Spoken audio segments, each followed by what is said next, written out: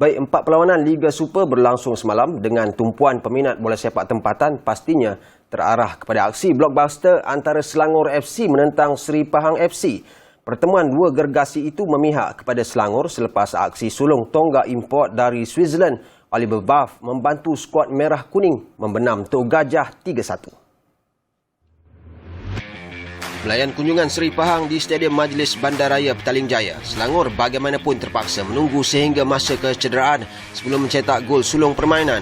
Buff yang tidak dikawal kemas melepaskan rembatan dari luar kotak penalti untuk pemain berusia 28 tahun itu membuka akaun golnya bersama The Red Giants musim ini. Bersambung selepas rehat, taktikal direncana pengendali Jerman Carsten Nizel dilihat terus menjadi apabila Selangor menggandakan kedudukan 2-0 menerusi tandukan penyerang Harimau Malaya Syahril Fikri Mat Fauzi. Tidak mahu mengalah awal, skuad Tok Gajah cuba bangkit dan berjaya merapatkan defisit 1-2 selepas sepakan percuma Nur Azam Abdul Aziz. Minit ke-69 gagal diselamatkan penjaga gol tuan rumah. Gol itu bagaimanapun tidak melunturkan semangat pemain The Red Giants. Sebaliknya Buff muncul watak pemusnah meledak gol ketiga pada masa kecederaan sekaligus menghadiahkan 3 mata berharga buat Selangor. Episod berbeza di Stadium UiTM Shah Alam apabila tuan rumah UiTM FC gagal memanfaatkan aksi di laman sendiri tumbang 1-2 kepada Terengganu FC EFC. Skuad kendalian Perang Bernat terlebih dahulu membuka tirai jaringan menerusi Muhammad Fauzi Abdul Latif pada minit ke-32.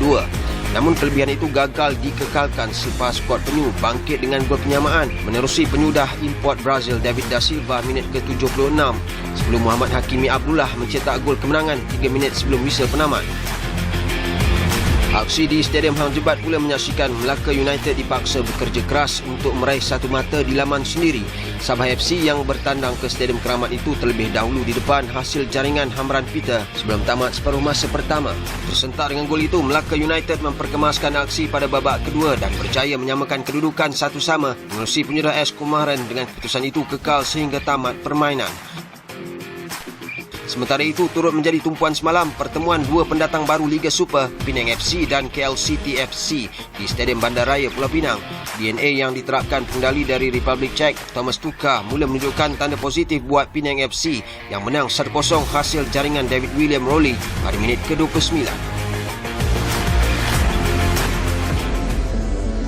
Sementara itu, aksi Liga Premier menyaksikan tumpuan terarah kepada pertembungan Negeri Sembilan FC yang menewaskan Johor Darul Takzim 2 JDT 2 2-1 di Stadium Tuanku Abdul Rahman Paroi.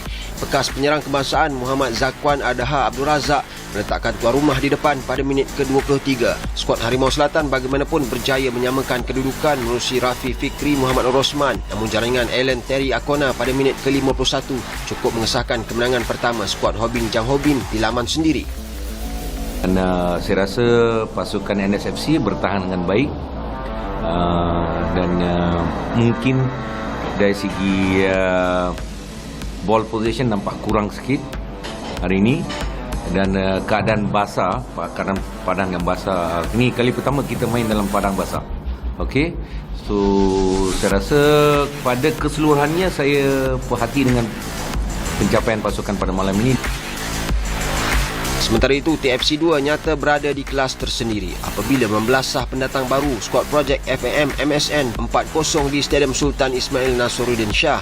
2 gol terhasil pada babak pertama disempurnakan Hairi Hakim dan Muhammad Nur Azfar Fikri sebelum Muhammad Rizwan Razali serta Wan Muhammad Fazli Wan Ghazal melengkapkan malam bergaya TFC 2 dengan gol ketiga dan keempat pada separuh masa kedua.